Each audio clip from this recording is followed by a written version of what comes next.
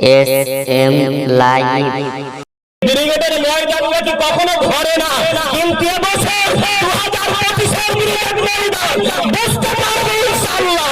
ভারতের মুসলমানের মাত্র কলকাতার শহরে এই মানুষগুলো আসলে ব্রিগেডের ময়দানে জায়গা হবে না। নারে তাকবীর, নারে তাকবীর।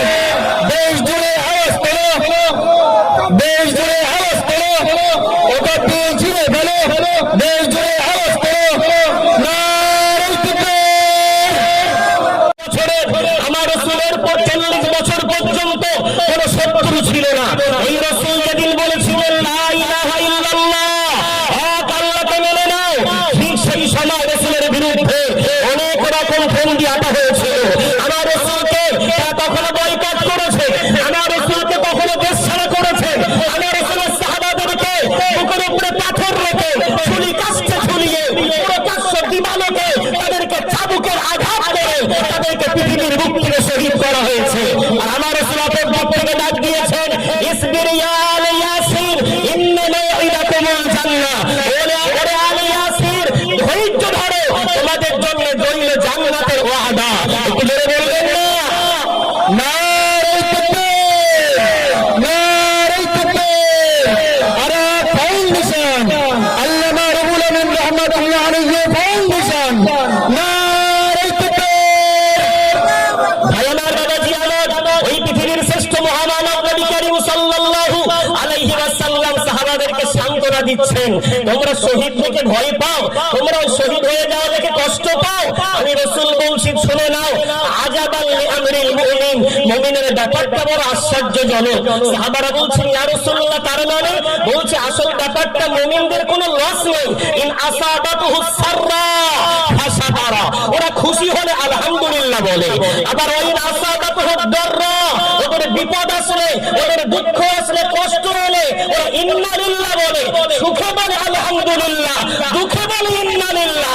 ওরা কখনো আল্লাহ ছাড়ে না, তাই আল্লাহ ওদের ছাড়ে না। ওরা হাতির জান, ওরা বাঁচলেও লাগবে লেলা। একটু জোরে বলা যাবে না? ভাই আমার বাবাজি আমার, সেই ইমানি সংগ্রামী আমার আজকের শ্রোতা মণ্ডলী, আজ আমরা এই ময়দানে উপস্থিত হয়েছি। আমরা কি জন্য উপস্থিত হয়েছি খুব ভালো জানি। আমাদের বিশেষ করে মুসলিম পার্সোনাল ল বোর্ড, আমাদের ভারতবর্ষের সমস্ত যারা ওলামায়ে কেরাম, আমাদের নেতৃত্বে স্থানীয় ব্যক্তিবর্গ, তারা আমাদেরকে বলেছেন এই আন্দোলন কিন্তু একদিনের না, এই আন্দোলন কিন্তু সুদূর প্রসারী, এই আন্দোলন কিন্তু দীর্ঘদিনের। ওই জন্য আমাদেরকে খুব সতর্কভাবে এই ভারতবর্ষের জমিনে আমাদের এগিয়ে যেতে হবে। নম্বর 1, এই আন্দোলন আজকে বসিরহাটের বুক থেকে আমরা করছি এবং প্রত্যেককে আমরা অবগত। তারপরেও বলছি আগামী 26শে এপ্রিল ব্রিগেড চলো ডাক দেওয়া হয়েছে। ব্রিগেডের ময়দান নাকি কখনো ভরে না, কিন্তু এবছর 2025-এর ব্রিগেড ময়দান বুঝতে পারবে ইনশাআল্লাহ। ভারতের মুসলমানের মাত্র কলকাতার শহরে এই মানুষগুলো আসলে ব্রিগেডের ময়দানে জায়গা হবে না। নারে তাকবীর, নারে তাকবীর।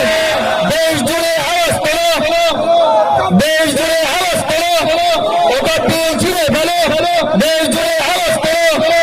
নারে তাকবীর।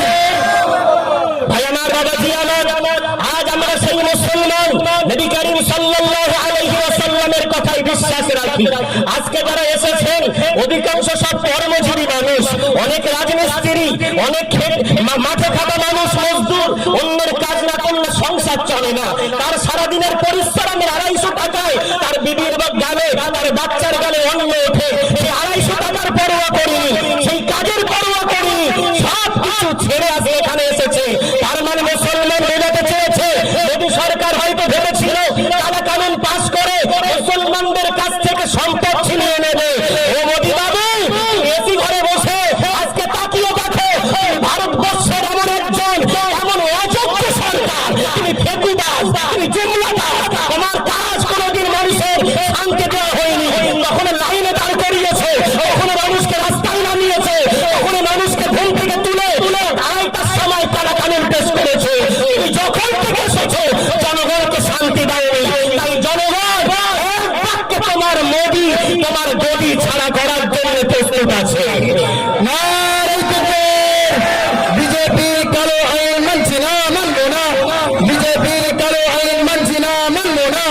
নারে তাকবীর। আমি একটাই সাথে স্লোগান দিই, প্রত্যেক ভারতীয় নাগরিক এটা জানে, আজকে যারা আমাদের দেশ শাসন করছে 1947 সালে 15ই আগস্ট যখন এই ভারতবর্ষ স্বাধীন হয়েছিল, মুসলিম হিন্দু জৈন খ্রিস্টান শিখ ইসাই সকলের রক্তেই ভারতবর্ষ আজাদ হয়েছিল। আজ যারা পার্লামেন্টে বিভিন্ন রকম ভাবে জনগণের দরদ দেখায়, 56 ইঞ্চির ছেনা নিয়ে বলে অক্ষের সম্পত্তিতে অনেক দুর্নীতি হয়েছে, তাই মুসলমানদের দরদ দেখাচ্ছি। যার হাত আজ পর্যন্ত 2002 সালের গুজরাট দাঙ্গার রক্তে আজ রঞ্জিত হয়ে আছে, তোমার মুখে ওই মুসলমানদের দরদ মানায় না, তোমার মুখে ওই মুসলমানের ভালোবাসা মানায় না। আজ তোমরা দরদ দেখাচ্ছ, জি ভাই, আজকে তারা যারা দরদ দেখাচ্ছে এদের ইতিহাসগুলো ভালো করে পড়ে রাখেন। 1947 সালে ইংরেজের পাগুলো এমন করে চেপেছিল, এদের জিভগুলো যদি নতুন করে জেরক্স মেশিনে ফেলা হয়, ওদের জিভে ইংরেজদের পা চাপা ছাপ স্পষ্ট হয়ে যাবে। নারে তাকবীর, নারে তাকবীর। আরএসএস বিজেপির কালো হাত ঘুরিয়ে দাও, ঘুরিয়ে দাও, ঘুরিয়ে দাও। আরএসএস বিজেপির কালো হাত ভেঙে দাও, ঘুরিয়ে দাও, ভেঙে দাও, ঘুরিয়ে দাও। আরএসএস বিজেপির কালো আইন মানছি না, মানলো না। আরএসএস বিজেপির কালো আইন মানছি না, মানলো না। নারে তাকবীর। ভাই আমার, বাবাজি আমার, আমি এতক্ষণ ধরে আপনাদেরকে অনেক কষ্ট দিলাম মনে হয়, আপনাদের না দিলে এই ভাইজানগুলোকে দিয়েছি। দেখছেন না আন্দোলনে এসে আমরা ছায়া খুঁজছি। আমি জানি না আজকে আকাশের মেঘ অন্য দিনের সূর্যের তাপের চেয়ে আজকে তাপ কিন্তু একটু কম, আজকে তাপ কিন্তু একটু কম। অর্থাৎ আমার আল্লাহ যে আমাদের কত ভালোবাসেন একটু প্রমাণ দিচ্ছেন। আপনারা ছায়ায় থাকলে আকাশের রহমত নামবে কেমন করে? নেমে আসেন না। ওই সাহাবাদের মতো পানির পিপাসায় কষ্ট পাচ্ছে, পানি নিয়ে যাওয়া হয়েছে, বলছে না আমি পানি পান করবো না, আমার কানে আওয়াজ আসছে অমুক ভাই পিপাসিত, ওকে পানিটা নিয়ে যাও। সাহাবা দৌড়ে গেছেন তাকে পানি দিতে, তার কাছে পানির গ্লাস তোলা হয়েছে, বলছে আমি পান করবো না, ওই ভাইটা দেখো না কষ্ট পাচ্ছে, ওকে পানিটা দাও। সাহাবা আবার তার কাছে গেছেন, গিয়ে দেখছেন তিনি শাহাদাত বরণ করেছেন। আবার তার কাছে এসেছেন, তিনি শহীদ হয়ে গেছেন। আবার তার কাছে গেছেন, তিনি শহীদ হয়ে গেছেন। ও ভাই, আপনারা কি ফিলিস্তিনের জমিন দেখতে পাচ্ছেন না? ওদের মাথার উপরে বিল্ডিং নেই, ওদের গাছপালা নেই, ওদের এলাকা এখন পরিপূর্ণ জাহান্নামের খণ্ডে রূপান্তরিত হয়েছে। তারা যদি ফিলিস্তিনের জমিনে মাথার উপরে ছাউনি না থেকে ময়দানে দাঁড়িয়ে থাকতে পারে, আপনারা ছায়ায় দাঁড়িয়ে আছেন, মানাচ্ছে মানাচ্ছে তো আসেন না। আমি অনুরোধ করে সাধুবাদ জানিয়ে সব কিছু ত্যাগ করে এসেছেন এই ছায়ায় দাঁড়িয়ে থাকার জন্য নয়, ময়দানে নামেন, আমরা দেখিয়ে দিতে চাই ইনশাআল্লাহুল আজিজ আমরা দৌড়াতে রাজি নই। ভাই আমার, বাবাজি আমার, আমি সকলকে সাধুবাদ জানিয়ে আমার কথা ইতি করে এতটুকু কথা বলে একটু মাথায় রাখেন, আমাদের লং মার্চ, আমাদের দীর্ঘ সুদূর প্রসারী আন্দোলন, ওই জন্য আমরা খুব ভালো খবর পেয়েছি মুর্শিদাবাদে যে ঘটনা ঘটানো হয়েছে, ঘটিনি ঘটানো হয়েছে, ওপেন চ্যালেঞ্জ করে বলছি ঘটিনি ঘটানো হয়েছে। জি, যারা ঘটিয়েছে এক এক করে ধরা পড়ছে, নেট বন্ধ, নেট খুলে গেলে আরো খবর পেয়ে যাবে ইনশাআল্লাহ। সুতরাং ওরা আমাদের মাঝে বিভিন্ন বেশ ধারণ করে আমাদের ভিতরে মাথায় টুপি পরে প্রবেশ করতে পারে। আসলে ছদ্মবেশী তো আমাদের রাজ্যের একজন আছে শুভেন্দু অধিকারী, ওই যে মুখ দিয়ে কখন কি বলে কোনো গ্যারান্টি নেই। ছদ্মবেশী, ও যেদিকে যায় সেদিকের গুণ গায়। একটা সময় মুসলমানের গুণ কীর্তন করত, আবার এখন বলছে মুসলমানকে চাঙ্গলা করে ফেলে দেবে, ইত্যাদি ইত্যাদি আমরা জানি। সুতরাং ওরা ভেষ ধারণকারী, ভেষ ধারণ করে আমাদের মধ্যে ভেদাভেদ ঘটাবে। কিন্তু আমরা আমাদের পকেটে যুবকদের মোবাইল আছে না, আছে না? মোবাইলের ক্যামেরা সব সময় আপনার ওপেন রাখবেন।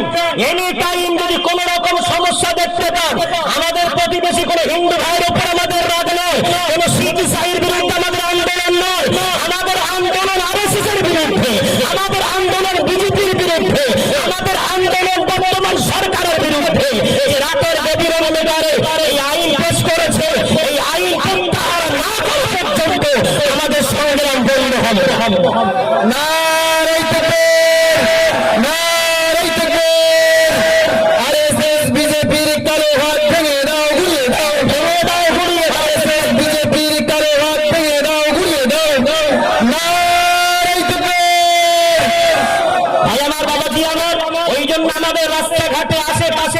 অন্য ধর্মাবলম্বী আছে, যেভাবে আমরা তাদের সাথে মিশতাম আজও মিশবো, যেভাবে তাদের সাথে লেনদেন করতাম আজও করবো।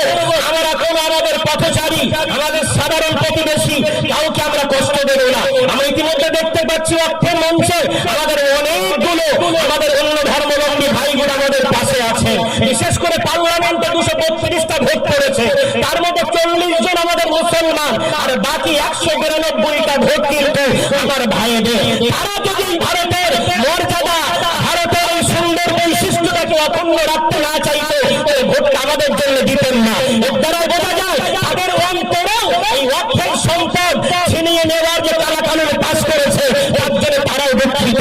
ওই জন্য আমরা আমাদের কারোর বিরুদ্ধে যেন আমাদের আন্দোলন নয়, সরকারের বিরুদ্ধে আন্দোলন। আমরা স্লোগান দেব নেতে, আমাদের পথ অপরাধ হবে নেতে, এবং সব কিছু হবে সুন্দর সাজানো গোছানো এবং শৃঙ্খলাবদ্ধ হয়ে। যাই বা হোক, আমি এই পর্যন্ত বলে আপনাদেরকে আবার একবার সাধুবাদ জানিয়ে আর ফাউন্ডেশনের ধন্যবাদকে আন্তরিক মোবারকবাদ জানিয়ে আমি আলোচনায় কি করছি, আমার হাতে যে স্লোগান পত্র করে দেওয়া হয়েছে, একটু দেখি তো আপনারা কি করে স্লোগান দেন। বসে পড়েন না ভাই, আজকে 2 ঘন্টা, আগামী দিন তো আমরা 30 দিনের টার্গেট নিয়েছি। মুসলমান 30 দিন রোজা করে, পানি না খেয়ে, খাদ্য না খেয়ে যদি থাকতে পারে, সেই মুসলমান সামান্য 1-2 ঘন্টার জন্য বসবে, এটা কোনো ব্যাপার নাকি? এটা আমাদের সবে ট্রায়াল শুরু হয়েছে, আমাদের একটা প্র্যাকটিস ম্যাচ শুরু হয়েছে, ফাইনাল ম্যাচ তো এখনো বাকি। কথা বুঝতে পারছেন না? এটা টেস্ট ম্যাচ। টেস্ট ম্যাচ যদি হেরে যাবে তাহলে তো অন্যরা খারাপ ভাববে। বসে পড়েন না, হাতটা ঘুরিয়ে দেন না। যারা এসেছেন একটু কষ্ট করেন, এই ভাইগুলোও তো আপনার মতো।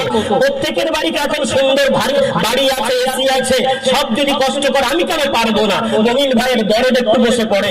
স্লোগান দেন একসাথে, দেশ জোরে আওয়াজ তোলো, অকাল দিলে ছিঁড়ে ফেলো, ছিঁড়ে ফেলো, ছিঁড়ে ফেলো, ছিঁড়ে ফেলো, ছিঁড়ে ফেলো, ছিঁড়ে ফেলো। দেশ জোরে আওয়াজ তোলো, অকাল দিলে ছিঁড়ে ফেলো, ছিঁড়ে ফেলো। হিন্দু মুসলিম বিচ্ছেদ, কালা কানুন নিপাত, হিন্দু মুসলিম বিচ্ছেদ, কালা কানুন নিপাত, ভারতের জনগণ বিচ্ছেদ, কালা কানুন নিপাত,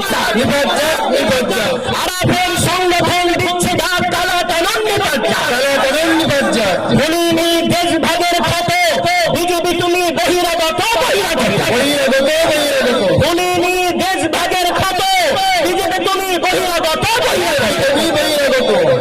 তোমার বুকে সাদারকার, আমাদের বুকে আম্বেদকর, আম্বেদকর, আম্বেদকর। তোমার বুকে সাদারকার, ইংরেজের 5 আটা দালাল সাদারকার, আর আমাদের বুকে বাবাজি আম্বেদকর, আম্বেদকর, আম্বেদকর, আম্বেদকর। দেশটা কারোর বাপের নয়, কালা আইন বাতিল হয়, বাতিল হয়, বাতিল হয়। দেশের মাটি, দেশের ভাই, জাতির আগে কিছুই নাই, জাতির আগে কিছুই নাই, জাতির আগে কিছুই নাই, জাতির আগে কিছুই নাই। নারায়ে তাকবীর, আল্লাহু আকবার, নারায়ে তাকবীর, আল্লাহু আকবার। না শোন।